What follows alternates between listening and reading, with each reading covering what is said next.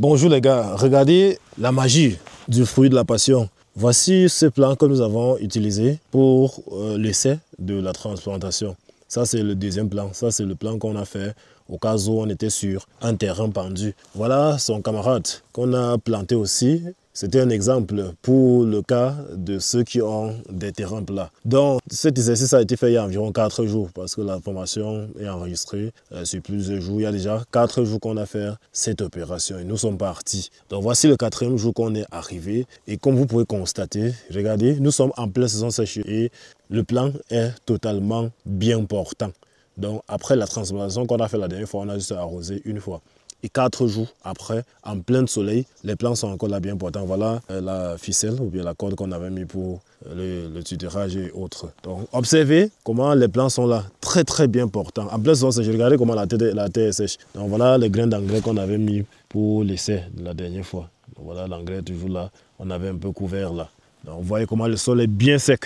Bien sec, c'est bien sec là. On avait pourtant bien arrosé. Si vous regardez la vidéo de la transplantation, vous allez voir, c'était bien arrosé. Mais le plan encore là, très bien portant. Donc c'est l'un des avantages qu'on a produit cette spéculation, c'est que c'est tellement résistant. C'est vrai qu'en pleine saison sèche comme ceci, la production va baisser si on n'arrose pas. Mais le plant ne va quand même pas aussi mourir facilement. Ça c'est l'avantage qu'on a. La production peut baisser, mais on ne peut quand même pas assister rapidement à l'assèchement de la plante. Ça peut juste développer en quelque sorte une résistance à la sécheresse. Donc aujourd'hui nous allons continuer avec le tutorage. Ça c'est toujours dans le module production et entretien du fruit de la passion. Nous allons aujourd'hui continuer avec le tutorage. La dernière fois on vous montrait déjà comment cela se faisait et on va continuer avec un système de grille qui permet aussi d'effectuer un bon tutorage du fruit de la passion. Donc déjà, lorsqu'il parle de système de grille, il va falloir déjà que je vous montre.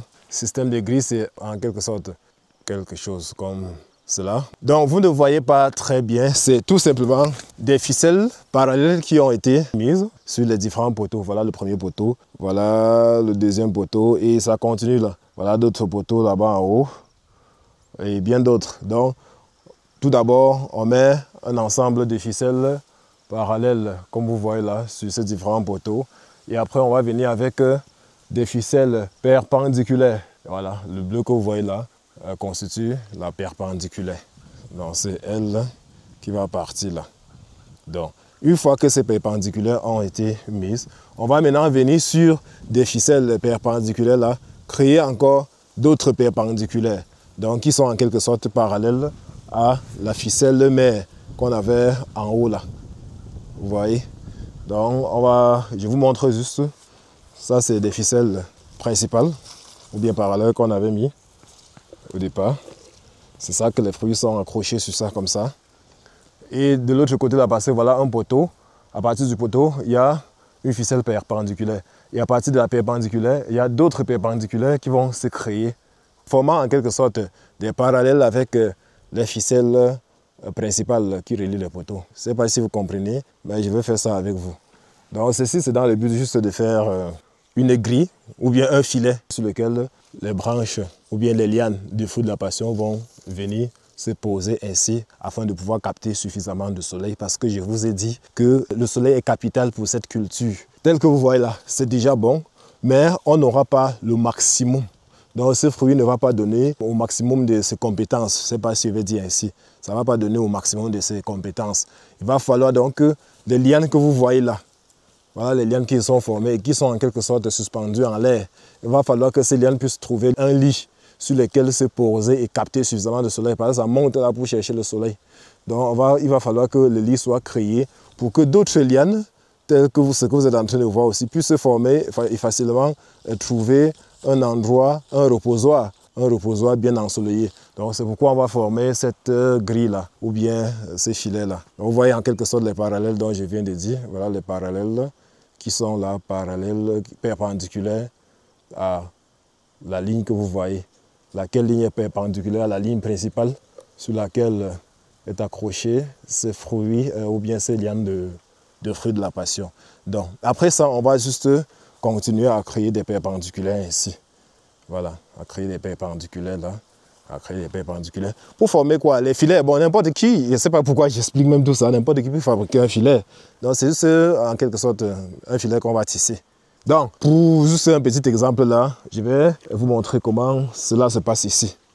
Donc vous voyez sur cette perpendiculaire dont je viens de montrer, on a accroché la ficelle.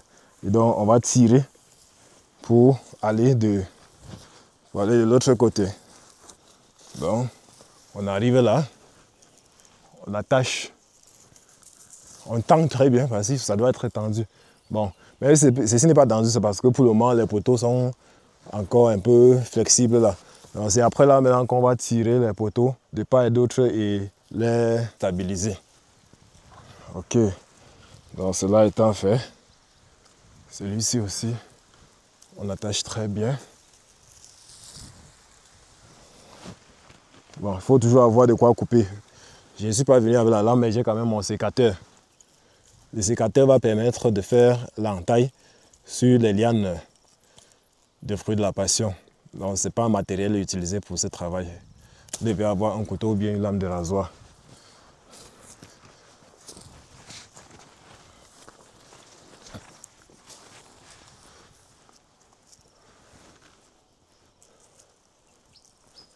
Voilà, vous attachez très bien là.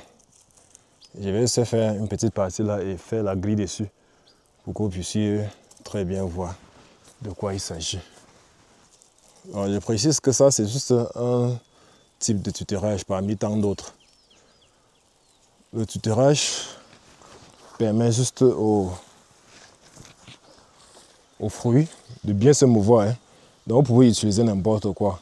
Pourvu que votre fruit ou bien votre plante puisse se poser à un endroit où ça va suffisamment capter du soleil. Voilà.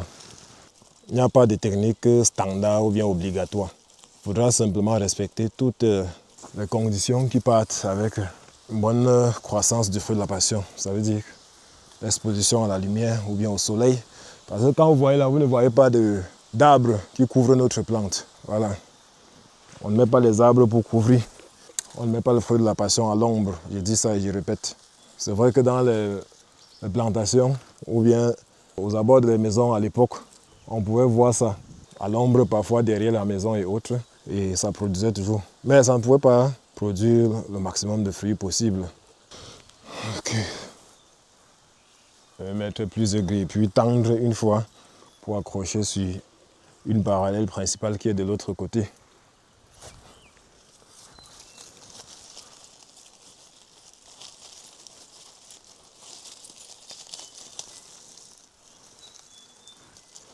C'est un business très passionnant. L'une des rares spéculations agricoles où vous pouvez exercer pendant des années sans jamais toucher la terre. Le seul moment de toucher la terre dans cette activité, c'est quand il faut faire la trouaison et faire le planting. Après ça, c'est terminé. C'est terminé. Bon, certains vont demander comment est-ce qu'on va donc sacler et autres. Est-ce qu'en saclant, on ne va pas toucher la terre? Bon, ça c'est si vous choisissez de toucher. Hein. Si vous choisissez de toucher la terre, vous allez toucher. Mais tout comme vous pouvez choisir de ne pas toucher la terre, de faire un travail propre. Bon, lorsque je dis propre, il ne s'agit pas d'un travail vert ou bien écologique. Vous pouvez décider de faire un nettoyage de votre champ à partir des herbicides par exemple. Là, c'est si vous n'avez pas suffisamment de temps et que vous avez un espace grand.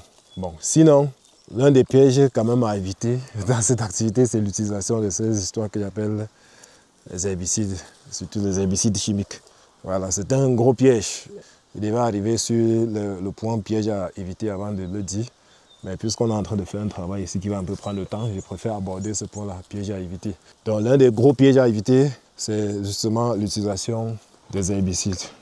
Beaucoup ont perdu la plantation tout simplement parce qu'ayant utilisé ces herbicides-là, qui constituent en quelque sorte un gros danger pour le fruit de la passion. Mais si vous vous engagez dans des grandes superficies, vous n'allez pas vous en passer. Vous allez forcément utiliser. Comment utiliser donc? C'est ça la véritable question. La question n'est pas de savoir si on doit utiliser ou pas, parce qu'on doit forcément, vous allez forcément utiliser si vous avez des grands espaces. Alors, ça sera toujours difficile de trouver des personnes qui vont venir peut-être tous les mois, vous faire un défrichage de 2, 3, 4, 5 hectares. Ce sera difficile, très très difficile, surtout dans ce contexte où rares sont des personnes sérieuses qui peuvent travailler. Vous allez toujours voir des personnes qui ont de la motivation au départ. On veut travailler, on va travailler. Mais une fois que le travail leur a été confié et qu'ils ont pris une partie d'argent et tombent en brousse, on ne va plus les voir. Donc, est-ce que vous devez donc passer votre temps à courir derrière ces personnes? Non. Alors que pour faire un nettoyage, peut-être avec des produits chimiques ou bien l'herbicide, c'est une question de demi-journée en ce qui concerne cette histoire. Si vous avez un bon pulvérisateur ou bien un atomiseur même, en demi-journée, vous faites plusieurs hectares, un ou deux, ça se fait très bien même. Or, si vous devez courir derrière quelqu'un pour que la personne fasse le défrichage tous les jours, vous allez appeler. Bon, lorsque je parle quand même d'atomiseur, je vous en déconseille parce que c'est tellement rapide que vous pouvez ne pas vous contrôler lorsque vous appliquez le produit sur les herbes, surtout dans ce genre de spéculation. Je vous recommande plutôt les pulvérisateurs normaux là. Et le produit ou bien l'insecticide que je vous recommanderais à ce niveau, c'est l'herbicide de contact. Voilà. Évitez toujours, surtout les herbicides chimiques. Parce que l'avantage avec l'herbicide de contact est que s'il arrive que ce dernier, donc le vent, parce qu'on ne peut pas manquer de faire des petits accidents là, que par accident, le vent envoie la vapeur du produit sur votre plante ou bien sur une partie ou bien une feuille de votre plante. C'est juste cette feuille-là qui va mourir, pas totalement la plante. Vous voyez? Ou bien si le produit touche, je ne sais pas quoi, le fruit ou bien une liane, c'est juste cette liane-là qu'on perdra. Tous les autres vont rester, vont résister. Or, avec un produit systémique, à partir du moment où ça touche le sol, les racines vont prendre et envoyer ça dans l'ensemble même du système de la plante. La plante va se retrouver en train de se fragiliser, soit de retarder la croissance si la quantité n'a pas été considérable, soit de mourir si la quantité a été grande. Donc, l'herbicide systémique est toujours un peu dangereux. Voilà.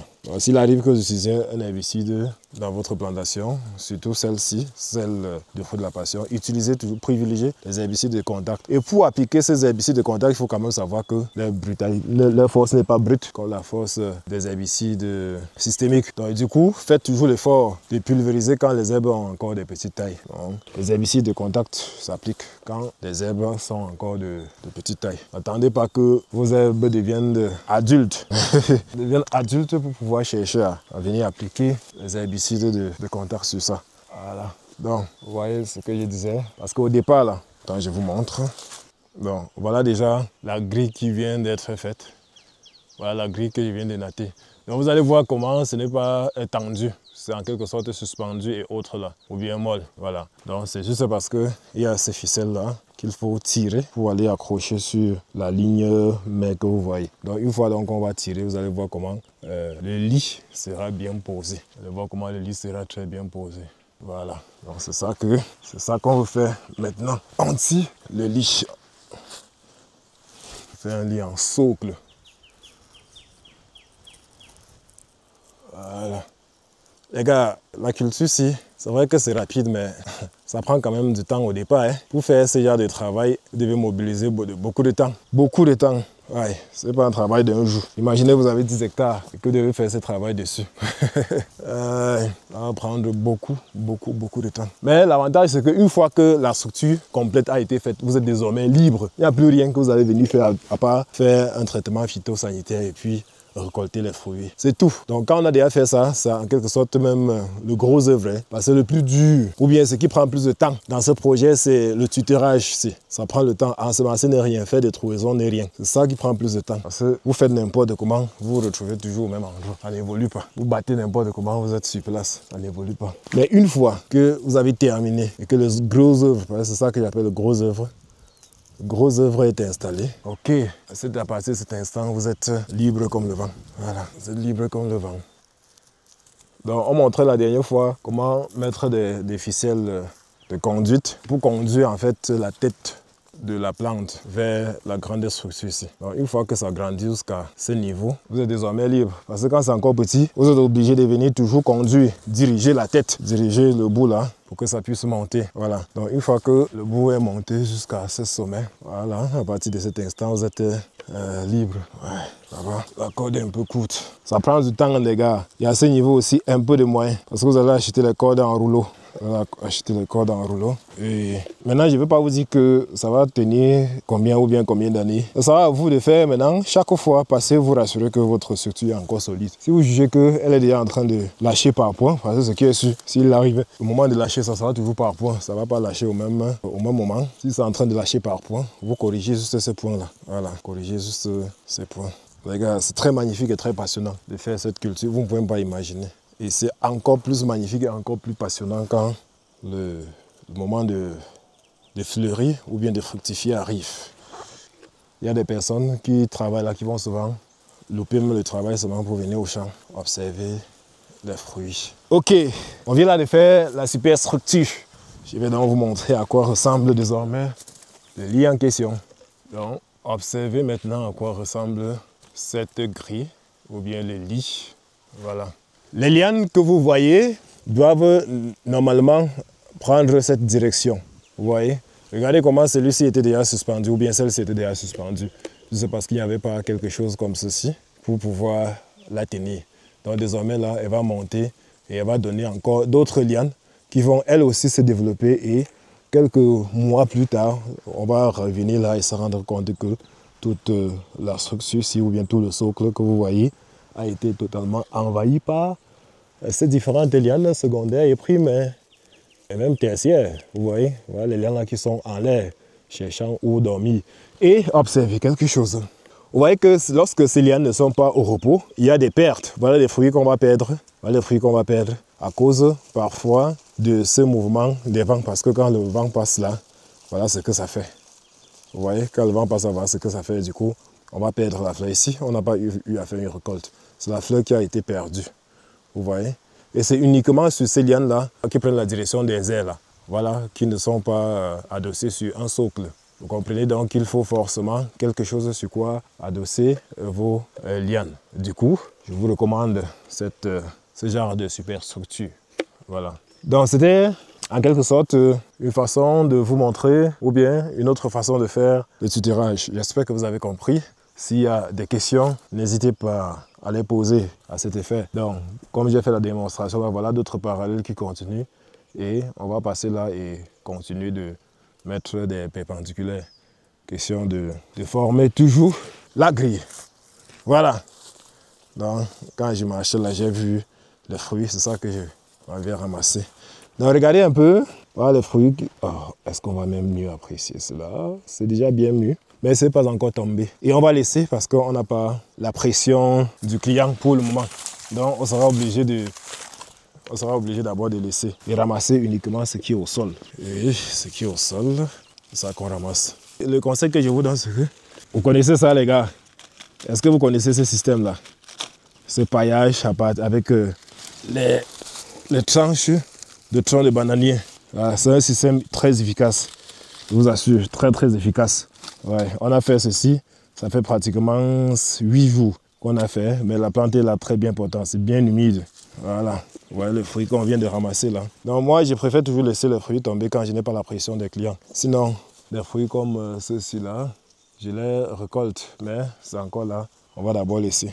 Oui, parce que quand ça tombe, le goût est magnifique. Le goût est magnifique. Ok. Bon, j'étais sur la chasse. Bon les gars, excusez. Donc on va aller à la prochaine étape de notre itinéraire technique, qui est ce que nous allons appeler ici là l'entaille. L'entaille est une opération qui consiste à détacher de la liane, mais bon, cette plante, j'avais réservé ça pour vous montrer quelque chose au niveau des pièges à éviter, quand vous allez la trouver jaune là. Donc l'entaille consiste à détacher de la liane mère que vous voyez, les lianes secondaires telles que vous êtes en train de voir, inutiles. Si elles sont inutiles, ça veut dire que si ça ne porte pas de fruits et ça ne présente même pas, ou bien des fleurs, et ça ne présente même pas des signes de floraison. Donc vous allez devoir détacher de cette liane-là, celle-là, parce que ça va seulement tirer l'énergie allouée à la liane mère pour rien. Et pour le faire, qu'est-ce qu'on a besoin? On a besoin d'un sécateur. Et comment est-ce qu'on le fait? Je coupe d'abord la feuille là. On vient tout simplement à ce niveau-là, à quelques 0,5 cm, on coupe, on détache. On peut aussi détacher ces vrilles-là. La vrille, c'est ce ressort que la plante va souvent utiliser pour s'accrocher sur un support ou bien sur un tuteur. Donc ces vrilles-là aussi absorbent beaucoup d'énergie allouée à la plante. Donc on peut aussi détacher ces vrilles. On les détache. On les détache. Donc on enlève toutes les lianes qu'on jugeait inutiles. Bon, chez nous, généralement, durant les premiers mois, et la première année même, on ne fait pas trop d'entailles. Parfois, on laisse la plante un peu désordonnée là, parce que comme ça commence à produire vite, presque tous les lianes vont porter les fruits. Et on va juger que couper consisterait à perdre les fruits. Voilà. Ou bien couper va faire perdre les fruits. Du coup, on laisse. Ça fait d'abord les premières fructifications là, avant qu'on vienne maintenant tailler pour permettre à la liane principale maintenant de monter sur la structure de tutorage. Une autre façon, ou du moins une autre entaille qu'il faut faire, c'est les feuilles. On a précisé tout à l'heure que les lianes vont absorber parfois l'énergie allouée à la plante mère. Les feuilles aussi le font. Surtout les vieilles feuilles, comme celles que vous voyez, elles sont déjà jaunâtres, mais jusque-là, elles ne veulent pas tomber. Tout simplement parce que le champ, c'est vrai que nous sommes en saison sèche, mais il y a suffisamment d'énergie et suffisamment d'eau et consort. Du coup, même quand la plante veut mourir, au lieu qu'elle meure directement et tombe, elle est là, elle veut d'abord jaunir, elle veut d'abord prendre tout son temps de vieillir avant de chuter. Vous voyez, bon, voici par exemple, non, jusque-là, elle n'est pas encore tombée. Donc, vous voyez, voilà quelques-unes là qui ont déjà atteint leur vieillesse, le pic de leur vieillesse et qui sont tombées. Mais les autres sont là, refusent de tomber. Donc ce qu'on fait, c'est quoi? On n'attend même pas qu'elles commencent à jaunir ainsi. Dès qu'on juge qu'elles sont déjà vieilles et qui ne servent plus à rien, on vient tout simplement, on fait cet effeuillage-là. On peut aussi appeler ça l'habillage. Oui, c'est toujours une forme de taille. On coupe. Voilà, on coupe. On fait cet effeuillage-là. Voilà. Parce que les feuilles inutiles là vont venir absorber l'énergie pour rien. Pour rien, absorber l'énergie pour rien. L'énergie allouée à la plante pour son développement, pour la fructification. Donc on fait cette entaille. C'est comme ça qu'on va entretenir la plante, les gars. C'est comme ça qu'on va entretenir la plante. Et voilà les grilles, les vrilles, on les coupe. On les coupe. Ça ne sert à rien à l'heure-ci. On coupe. Voilà. On coupe. Ok, vous voyez donc comment la tige est là, est désormais seule. Maintenant, une fois que la plante va arriver au sommet, on ne coupera que si on juge que la liane est déjà assez vieille et n'ayant plus, ou bien n'étant plus dans la possibilité de faire une floraison. Donc ici, par exemple, voici une liane qui est posée, mais qui est là et continue à fleurir. Voilà un bouton floral qui naît là. Ouais, voilà un bouton floral qui naît. Et donc, cette tige ou bien cette tête a encore beaucoup de potentiel. On ne peut donc pas la couper. Cependant, si après avoir donné tous les nutriments qu'il faut, l'eau qu'il faut, toutes les conditions qu'il faut, vous jugez qu'une liane a toujours la tête bourrée comme celle que vous voyez, la tête est bourrée. Donc on fait tout là, elle ne se développe pas. Même les nouvelles feuilles, elle ne donne pas. Elle est aussi seulement là comme ça, elle est verte. Et elle consomme l'énergie. Donc, si après avoir tout fait, vous vous rendez compte que votre liane est en quelque sorte comme ça avec cette tête bourrée, mes amis, vous devez tout simplement la sectionner parce qu'elle est en train de consommer votre énergie pour rien. Vous devez tout simplement la sectionner lors de l'entaille. Donc, c'est ce genre de liane qu'on va souvent, de temps en temps, passer pratiquement tous les 3 ou 4 mois, passer et chercher à sectionner. Voilà. Ça, c'est toujours pour entretenir la plante. Donc, je vous ai précisé que nos plantes vont fleurir à partir de 2 mois et demi. Et à quoi ressemble la fleur? Voilà. Donc, voilà une fleur qui est là. L'abeille, il y avait l'abeille dessus. Mais dès qu'il a touché là, l'abeille a fui. Voilà. Donc, voilà la fleur qui est là-bas en train de se développer. Vous allez constater cet élément qui va se développer pratiquement de 2 mois et demi à 3 mois après la transplantation de vos plantes. Voilà. Donc lorsqu'elle s'ouvre ainsi, elle se referme aussitôt pour maintenant former le fruit. Donc c'est en quelque sorte comme ceci que ça commence. Donc, ça commence d'abord par donner un point là. Vous voyez. Après ça s'ouvre comme cela. Et puis ça se referme. Et une fois qu'elle se referme là, le fruit commence à à se former. Voilà, le fruit commence à se former et à prendre du volume. Il va donc prendre environ 2 mois pour pouvoir atteindre la maturité, donc pour pouvoir mûrir. Voilà. Il faudrait que j'obtienne cette précision parce que beaucoup ne comprennent pas que lorsqu'on dit 3 mois c'est pour la floraison et la formation du fruit. Maintenant, pour que le fruit atteigne la maturation, il va falloir attendre 2 mois. Ce n'est pas qu'à 3 mois après la transplantation, vous allez venir récolter le fruit. Ce n'est pas possible. Voilà, ce n'est pas possible. Ok. Donc, c'était cette étape de tutorage et d'entretien. Vous avez vu comment, lors de l'entretien, on a taillé la plante et ainsi de suite. Voilà. Donc, après l'entretien, c'est pas si on va dire physique. Après ça, il y aura aussi l'entretien chimique. Voilà, qui consistera à apporter des éléments pour pouvoir lutter contre les mouches de fruits, pour pouvoir lutter contre les mauvais champignons. Malheureusement, nous sommes en saison sèche et il n'y a pas trop de maladies. Sinon, j'allais vous montrer une maladie très grave pour cette culture. Ça fait pratiquement 6 mois, nous n'avons pas appliqué le produit dessus, mais jusque-là, je ne vois pas cette maladie-là. On appelle ça les taches brunes, qui attaque beaucoup le fruit de la passion. Bon, c'est quand même un champignon qui se développe généralement en saison pluvieuse. Oui, en saison pluvieuse, quand il y a intensément de pluie, ces taches brunes-là vont se développer sur les tiges, sur les feuilles et parfois sur le fruit. Pas parfois, et toujours sur le fruit. Et ça va détruire parfois la beauté du fruit. Mais le goût reste toujours le même. Malgré l'attaque et qu'on sort, le fruit reste toujours le même. Mais c'est la beauté qui sera en quelque sorte touchée, les taches brunes. J'espère qu'on va trouver une image pour pouvoir vous le montrer. Quand je regarde là, il n'y a pas ça, parce que ça se développe uniquement en saison pluvieuse. Donc la saison sèche parfois est vraiment la meilleure saison pour ce fruit. Voilà. Bon, sauf que la saison sèche est souvent accompagnée de beaucoup de chaleur, qui aussi n'est pas très recommandée. Voilà.